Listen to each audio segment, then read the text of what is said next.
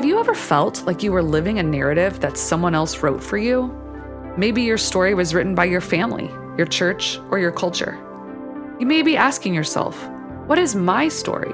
And how does it uniquely fit into the story of the gospel? At the Allender Center, we believe that your story reveals God's wild goodness in a way that no other story can. We've helped thousands of people understand and live their unique stories, and we'd like to invite you to start engaging your story with the free guided exercise available for download at theallendercenter.org/story.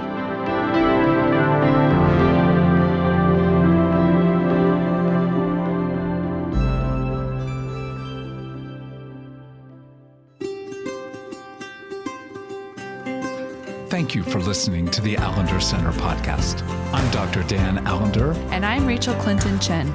We're fiercely committed to providing hope and healing to a fragmented world. And restoration for the heart. Thank you for joining us. Let's get this conversation started.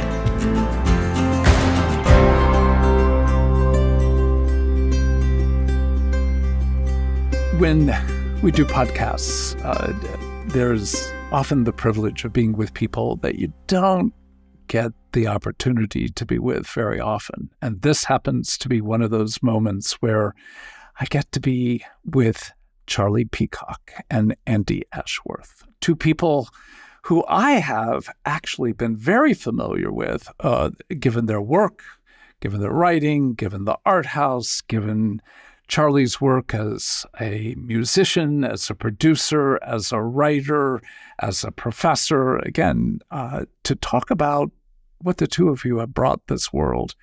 We could be spending almost the entire podcast on an introduction, but to say welcome, it is such an honor to have the two of you. Thank you, Dan. Dan, yeah, it's an equal honor on our part. That's for sure.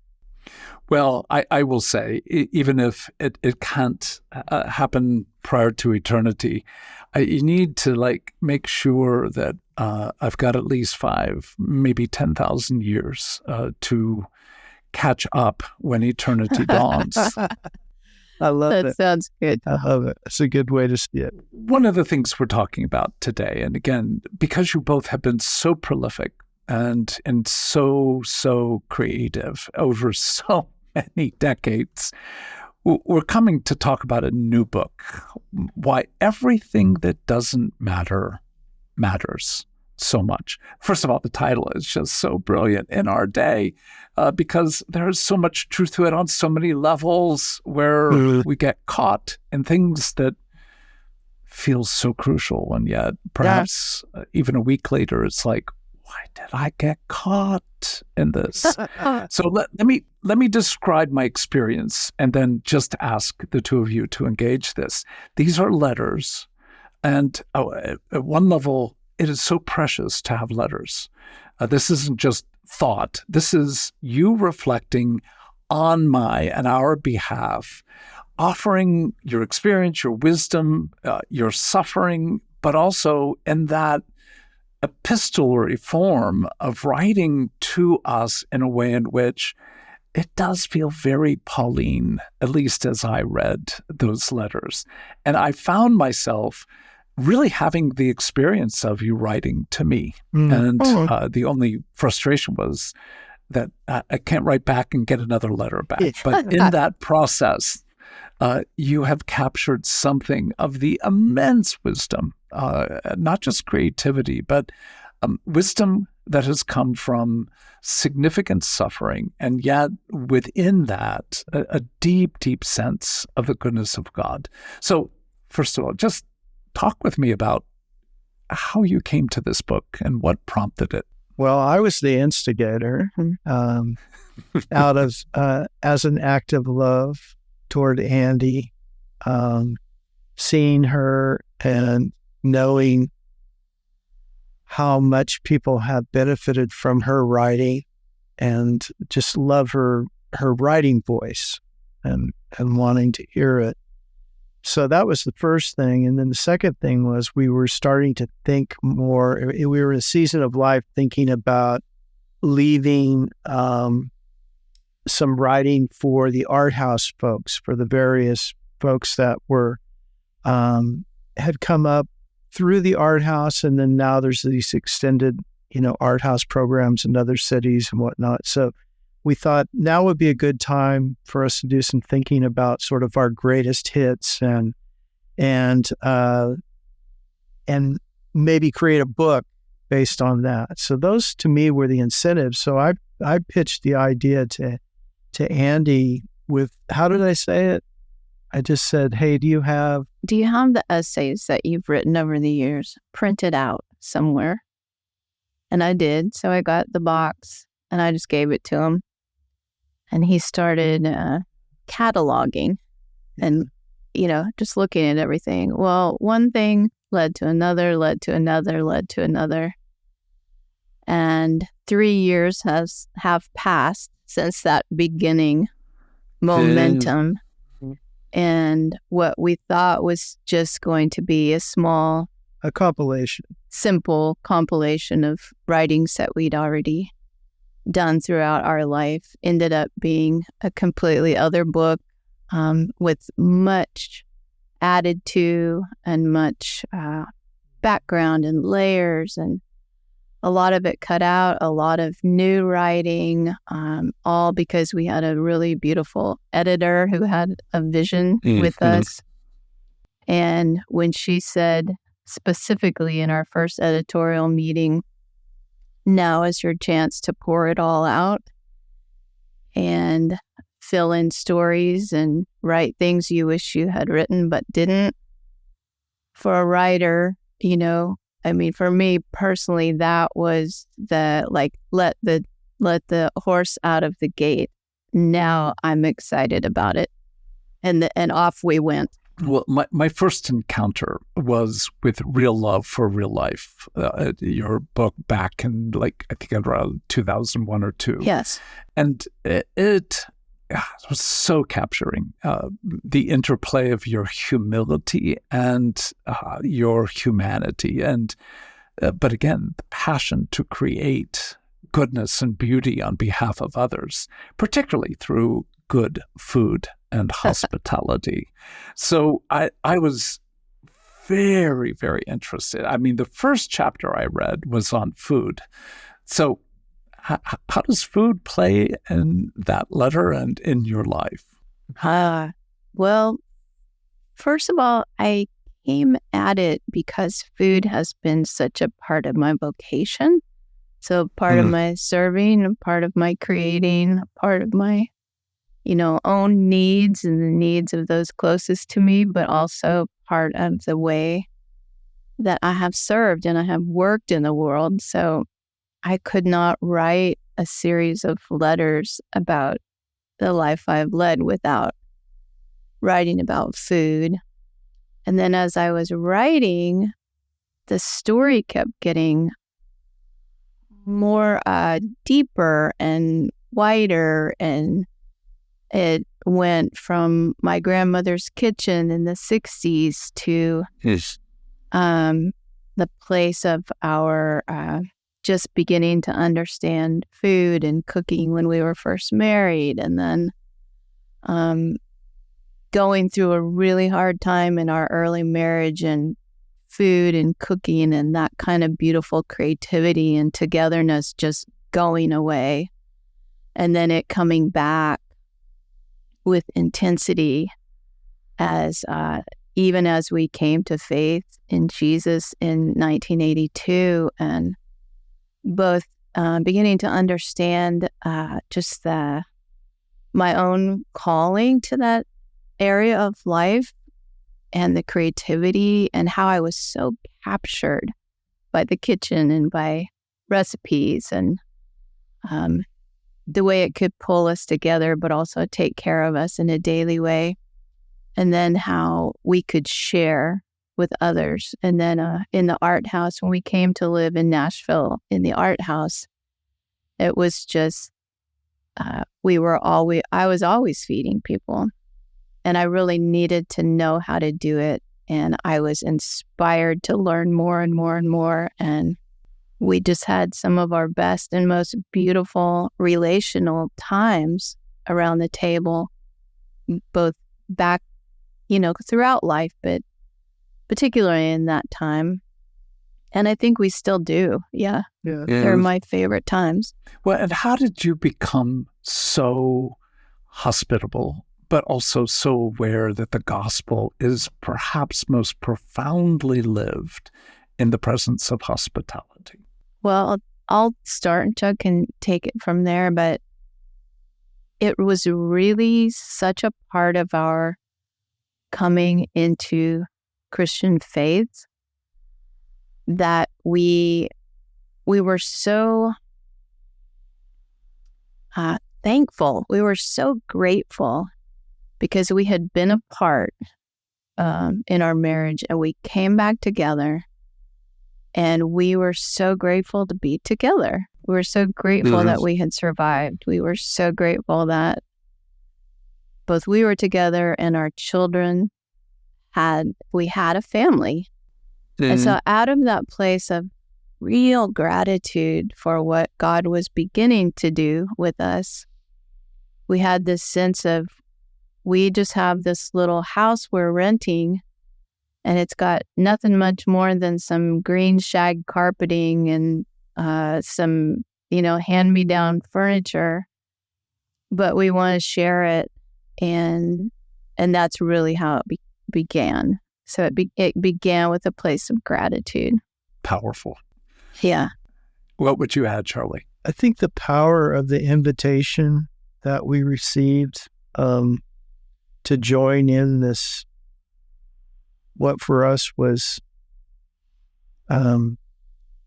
pretty carefully articulated vision of following Jesus, but it was small. It was small and a bite size for us at the time where we were at as people.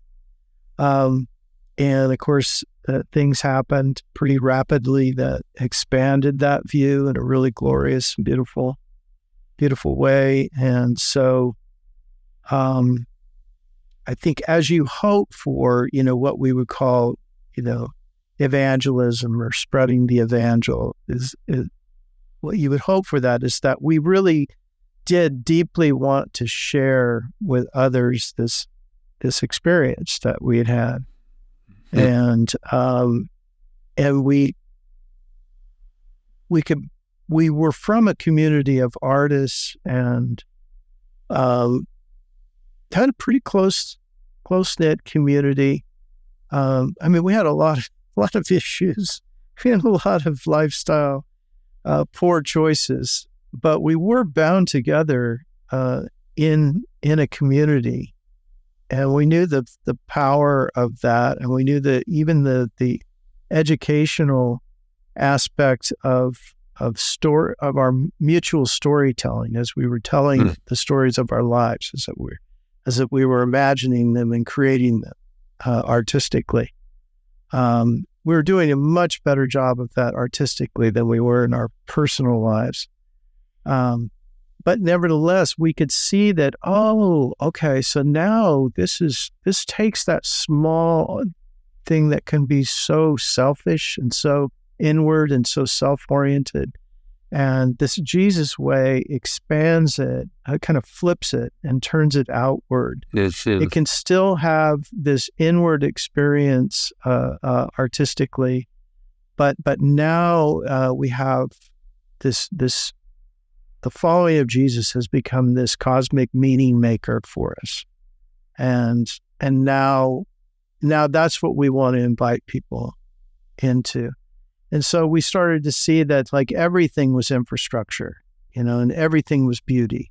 It was an opportunity for making and for creating beauty and for using the same kinds of artistic tools or culinary tools that you might to say, like, what does it mean to create an invitational mood? What does it mean to create a space where people feel freedom? Those kinds of ideas. We immediately jumped into that. Well, my sense again, you, Charlie, are just a brilliant musician, but your capacity as a producer to be able to work with such a wide variety of artists means that you have an ear that receives with wisdom to offer, but a willingness to take in the glory of others. And that has always struck me to be true about both of you. You take in the glory of others without what often seems to be there in many, and that is comparison and envy. Yet in that process of taking in, you both bring such goodness. So as a brilliant writer, as a brilliant musician, you really are remarkable. Yet everyone can create a table. Everyone can create a place with good food to be able. No one has to have the great skills and talents you both have to be an artist of beauty and of creating a framework of hospitality. And I think that's why I read that first chapter, because I wanted to see how something that is just so common and yet so unique had the potential to give a taste of really the banquet of God. But the next chapter I read, and obviously because I'm somewhat of a public figure, I read your chapter, Charlie, on, in some sense, it was a really sweet series of concerns and warnings for those of us who speak in public, particularly in the name of Jesus. And I found myself saying yes. I've also found myself going, oh, okay, yeah. Yeah, This was written to me. Yeah, well, it was to talk a little bit about written to myself. What you said and what you wanted us to know. Yeah. Well, I write to find out what I know, so I'm always speaking to myself too, and I'm never writing from a pure place of like, okay, I've gone to the mountaintop and now let me share this with you. That's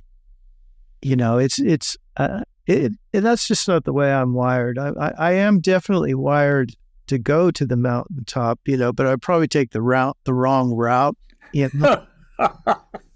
So I could take the most difficult path, but I'd find it interesting because it would do the thing that my brain loves most, which is solving problems, which is so much a part of the creative life. Yeah. Well, two sentences. One is that I do believe we're in a day in which to be heard, you need to be angry. And that would be true whether it be on Instagram or often in the context of a conference or a sermon. And in one sense, the angrier you are, the more you're creating an us versus them. And further, you're doing so far more with the spirit, not of righteousness, but of arrogance. So what I found was, again, a invitational humility without a loss of commitment to truth in what you were putting words to. Is that, do you find? Yes. Yeah. In fact, you may remember the phrase that I used, that I was in search of humble explicitness. Yes. A brilliant phrase. Yep. And because I had gone through a period of time where I just sort of refused to be that public person that spoke about things that, in a sense, intellectually demanded some level of explicitness. They couldn't just rest in this sort of implicit space all the time. And so I had just gotten to the point where I was like, okay, now it's on me. It's really on me. I've had my rest period. Now it's on me to show up again and try to develop the language to speak explicitly in public while taking in a pluralistic audience, while living as if the whole world is watching, me type or listen to me speak or whatever it might be. And so, kind of like there's no back rooms anymore, right? I mean, everything's the front room. And I had 4 well over a decade, had decided that this was one of the big issues with the American church is that even if we could show ourselves among one another as deeply committed to Jesus, we did not have the skill sets how to demonstrate that in the world writ large. And part of that was a failure of the imagination because we had not given attention to the imagination. We had not put it on the same level as we do creativity. And so part of my work was to try to rescue the word imagination and put it as a precursor to creativity so that people could see that in terms of the Imago Dei, that the imagination precedes all our creative work. You cannot fall in love without the imagination. So I just wanted to reconnect those two and then help people see that you can use the imagination and language and still be a faithful Christian. But you can literally take all of the language of your evangelical neighbor where when you speak together, you know exactly what each other is saying. You can finish each other's sentences. You can erase all that language and replace it with completely different metaphors, with completely different articulations. If you wanted to take the time, if you thought that was important enough in the world to be that kind of follower of Jesus that could find themselves in a multiplicity of scenarios where it did require their imagination to find new ways to speak explicitly. Yeah.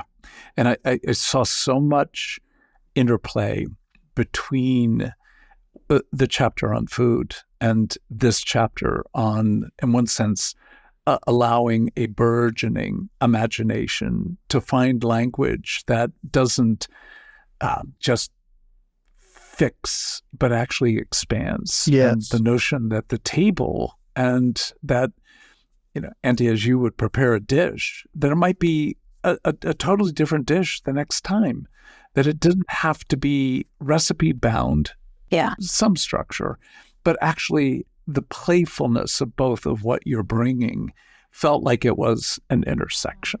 Yeah. Thank you for noticing. Yeah. Well, and what I want to move a bit toward, and obviously you're hearing my progression through, and we're not going to get a chance to go through every letter, which could take hours and would be worth taking hours. But what I found myself moving toward next was the suffering that the two of you have done together in your marriage. And some of that prompted by the illness that you have borne, Charlie. So as we step into that, just describe for folks what you've been through. And then I've just got a few questions about what it's cost you to be together in a process in which one of you is suffering very significantly, and then the other is suffering their suffering, and also suffering for oneself in the midst of that. Okay. So lead us into that, either of you. Yeah. 7 years ago, I was in the best shape of my life. I was teaching at a university, running the School of Music, and I was under tremendous stress. And part of the fact that I was spending so much time working out and staying in shape and eating well and all of that was to try to be able to get through the amount of stress and work that I had in front of me. And I just woke up one morning and I had a headache. And during that period of time, I didn't get headaches very often. So I thought, it's like 2 Advil and, we'll move on. I'll go work out. Move on. Yeah. Yeah. Kind of like, well, so that morning I woke up with that headache and I've had it ever since.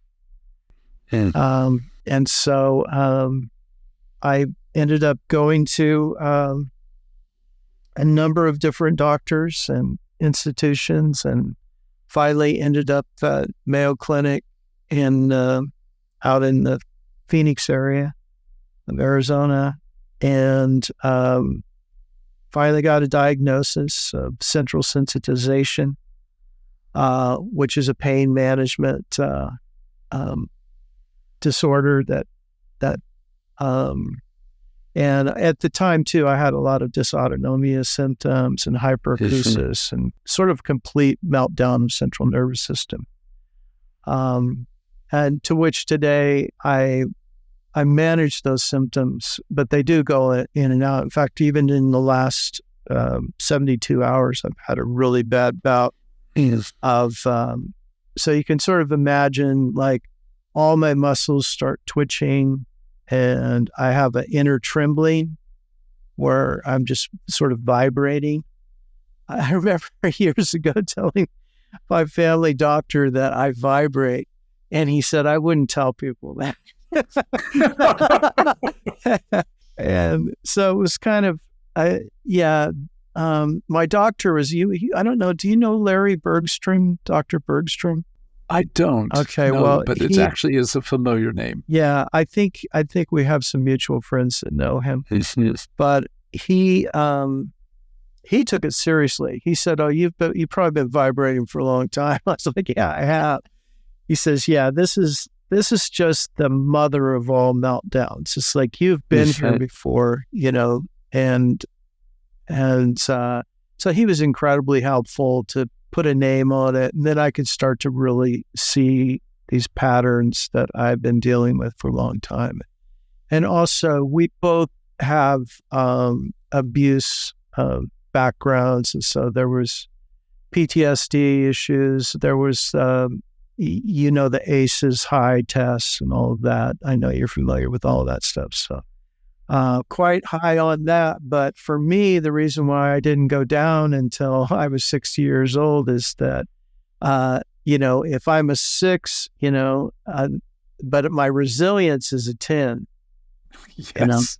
So, well, it's your stress biochemicals are ramped up in a constant flow. Yeah. And so you've gone from some degree of balance to a kind of new balance, but so ramped up that, in terms of dysautonomia, it's like you are on a 10 running from the proverbial tiger all the time. All the time. And again, it's not a particularly scientific way of putting it, but it's as if your body melts down. Yeah. And it comes to that point where, using an old phrase, it's like you're on speed all the time, and you're literally unable to regulate, to come down to the autonomic system of rest. Yeah. And so, again, the history of abuse, a drivenness, a passion to create beauty and goodness can even become an addictive process. Absolutely. In and of itself. Well, it was my fix. Yeah, it was the imagination was the only place that I could feel safe. So how did you live, Andi, with this vibrating machine? Oh boy. Well, let's see. As you can imagine, there is all of a sudden the emergency of having a migraine level headache turn on one day and never turn off. It is. But there is a ramp up to all of that. And there was. And we had been living, more with a lot of these, just, with ourselves already for a long time. And in a very public place as well. And, so we had left that place. We had left the art house. But I think a lot of the pain of our communications that needed to change, the pains that even though we had been working for many, many years in addressing various parts of our stories and Or in terms of therapy. Yeah, therapy and, the different kinds of abuses and just even the hurts that we had, had, given to each other early on and as we went along and just all of that. And then when Chuck began to just have this really serious physical, mental, everything just is breaking down, he also kind of shut down communicating wise. And I think that was hardest for me of all, because you're in this mystery, you're in it together, but I don't know what's going on. I know a little bit, but I don't know fully. And when you're the person next to the person who's in so much pain and who's going through so much emotionally and realizations and all these kinds of things, you need to be talking. But we weren't really, not enough anyway. So I think in the beginning stages, that was probably the hardest, because I just needed somebody to tell me this is what's going on and this is how you can be with him and how you can care for yourself in the midst of it and how you can care for him. But there was so much mystery going on and yet to be answered and revealed. And so I think that was a lot of the hard part. And then to watch the person that you love suffer and you are helpless against it. Now this many years later, I know that sometimes it's the smallest comfort that I can offer, but I can't offer big things. I write about it in the book that even sometimes when I see him in having really an uptick of terrible pain, sometimes I'll just say, should I make some tapioca pudding for tonight? And there's a small comfort,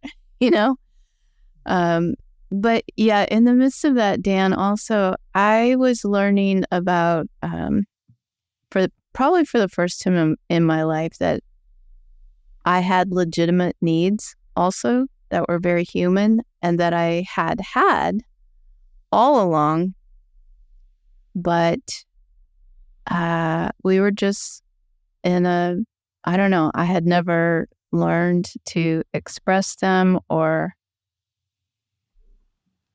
just say to myself, you have needs, they're human, they're God-given, they're right, and they're good. And a therapist walked me through that. And those words came to me at a time when we were in a terrible place together at the beginning of all of this illness. And I thought, is this really a time that I can consider that? And then I realized, yeah, it actually is. So I gave a lot of thought to what those things mean for me at the time.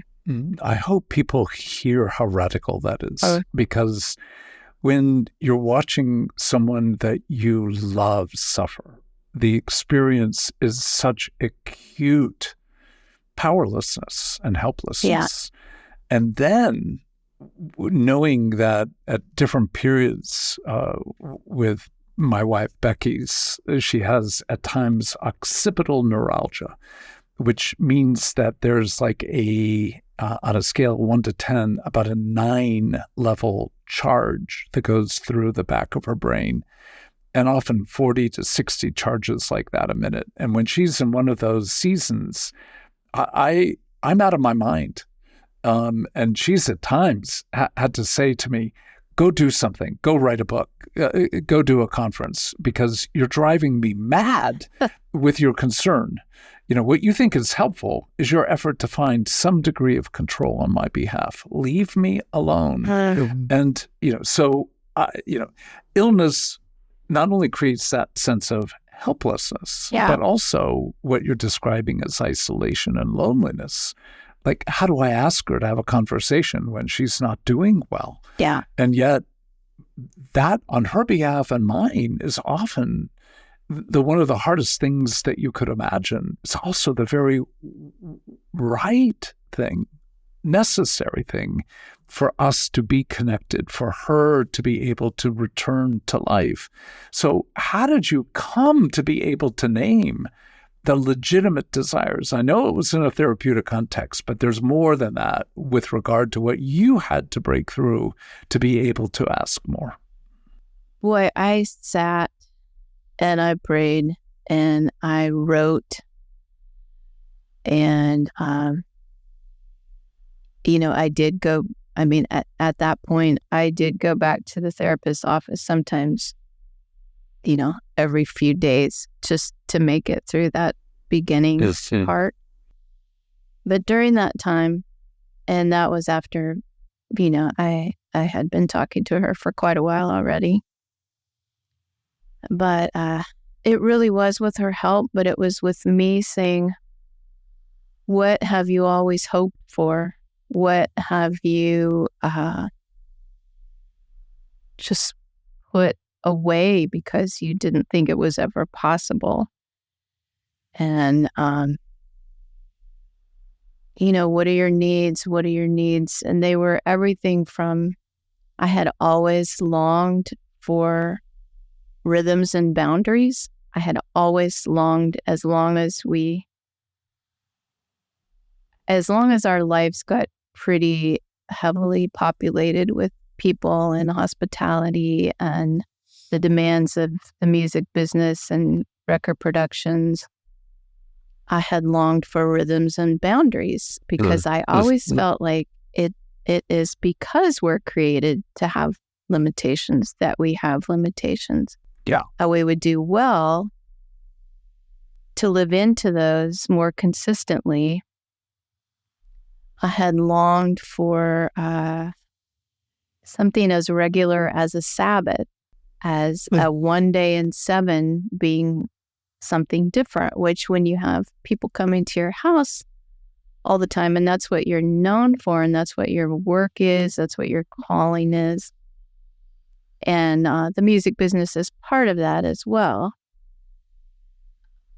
But to me, it was always, can we all trust God together and take 1 day out of 7 to have it be different?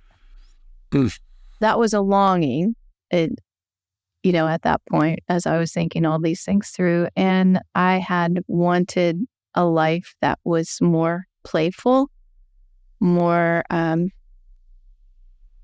just that other. I just used to long for that. I love to do all of the things that we're doing, but I also love to have times where we're completely doing something other. We're outdoors, or we're playing a game, or we're being with friends just because we love to be with our friends. There's no agenda. There's no, we're the older people and they're the younger people, all of that. And those were some of my longings. And I wanted, although we had worked parallel, we had lived parallel lives for a long time, working in the same place, in the same proximity, we would still kind of, we would talk about what we were doing and who was coming and what our work was. But there was an intimacy of communication that I also longed for, and many times we had it and sometimes we didn't, but I longed for that in a more consistent way. I longed for vulnerability, I guess. And after a lot of suffering, after a lot of what we've gone through, we have that more than we've ever had. And that is a need for me. And I think it's a need for us both. So that's been part of a fruitfulness through suffering. Yes. Well, let me read to you a section that I read to Becky almost within seconds of having read it. You write, we are incapable of giving the perfect love and understanding our partner longs for. God helping us, though, we will continue to be changed, able to speak more clearly in love, and hear and receive what we did not have ears to hear earlier. But there is no perfection, and you can't go the distance without accepting that reality. That began, for the two of us, a really significant conversation. Where are we requiring one another to be far more perfect than the other is? Where are we requiring of ourselves to be perfect in a way in which, especially someone like me, knows without question I can't even get close to? So where has our marriage been boxed in by either the assumption or presumption of perfection? I mean, there are, I cannot tell you, thousands of sentences worthy of the purchase of this book, thousands. But that was one for us that just began some painful, some humbling, but also some incredible invitational engagement to be able to go, we're in our early 70s. What does it mean to release one another from any level of assumption or presumption of perfection? So that's what I'm hearing you capture, that to own the fact that your beloved is suffering a terrible disease, but in the middle of it, knowing that you're not going to be of help to him or to yourself if you don't enter into your own story and enter into the desires which really honor him, but as well honor yourself, yet are disruptive, that actually call forth some level of, this is not going to be an easy conversation. So the two of you, will you allow me to say it? I'd love for you to respond. You may not feel this way, but you have been very heroic in engaging what you have been engaging. Thank you, Dan. Dan. Yeah. That sentence you just read, I think that was a collaboration for us, actually, that paragraph. Yeah. Yeah. And I think, boy, the grace of time. Time is a gift of love and grace. That's a lyric that Chuck wrote in a song many, many years ago. And it has proven to be a through line of truths. Yep. Was that not written about the 80, 88? Yeah, it was written in Good. 89 or 90. Yeah. The Secret of Time. Yep. God, that's a gorgeous, I mean, if you ever heard my voice, it is truly cacophonous. It is a sign of the fallenness of all kingdoms. But I have hummed that sign. Well, in my own private realm, I have put those lyrics to good use. So, as I think about the level of heroism, which, again, I doubt that you can quickly own other than to know that it's true. You have been sages through literally my encounter with you from mid-'80s on, writings that you did in the early 2000s, both of you. Do you see yourselves to be sages? And what has it, in some sense, cost you to be? I would say I do not see myself as a sage, but I want to really receive you saying that. I want to not deflect it, which I'm trying to do a lot as we get good words coming to us through our writing. And, we've had many good words given to us over a lot of years, but my tendency is to say, oh, that's not me. No, can't possibly receive that. But I want to receive it. And I want to just say thank you for that. And I'm grateful if that's the case. How about for you, Charlie? I think it's a little easier for me in theory, I would say, just simply because as a public person, I've been named in those ways before. So it's not that it's familiar. I mean, it still makes me laugh, but I think I do recall as a very young follower of Jesus, the two things that I prayed for more than anything were humility and wisdom. Actually, me too. And I think those were two things that we keyed into. Well, one, I really needed to be humble. Actually, the whole process of coming to Christ was very humbling. And so I just kind of kept that up. So I think I can go back to that, and I can say that one of the things that I became very aware of early on was that humility was going to arrive via humbling circumstance. Oh.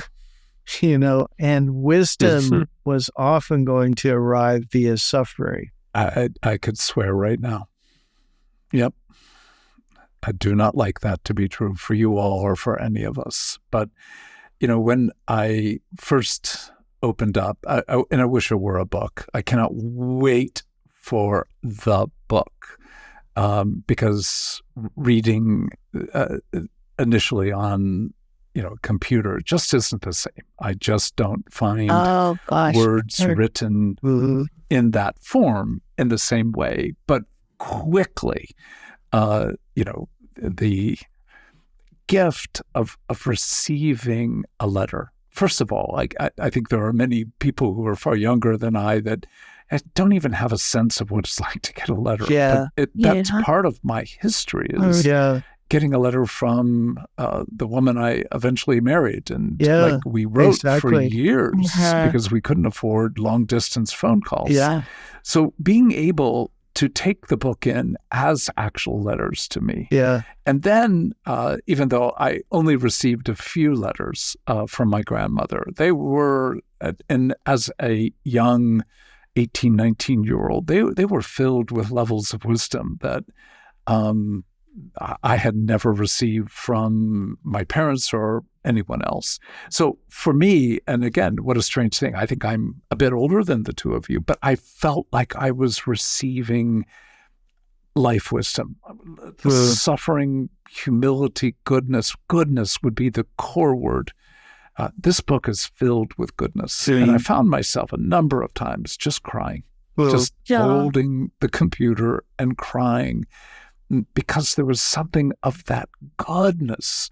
And I think in our day, at least for me, this phrase, I would have despaired if I did not believe that I would see the goodness of God in the land of the living. Yeah. And your lives, again, broken, beautiful, at times probably stitched together by little more than the threads of prayer. Nonetheless, there is something still in that gifting. So I hope our listeners have both that anticipation of, I need goodness, I need wisdom. Yes. I need something from sages that I can metabolize as a chapter on suffering, a chapter on marriage, a chapter on friendship, a chapter on if you speak, if you feed others. So the richness of this book, I'll just say, I am so grateful that you two birds are still alive. Thank you, dear. Still flying, but as well inviting the human heart back into the rich imagination of what redemption holds for all of us. Amen. So may this book be read well. Thank you so much.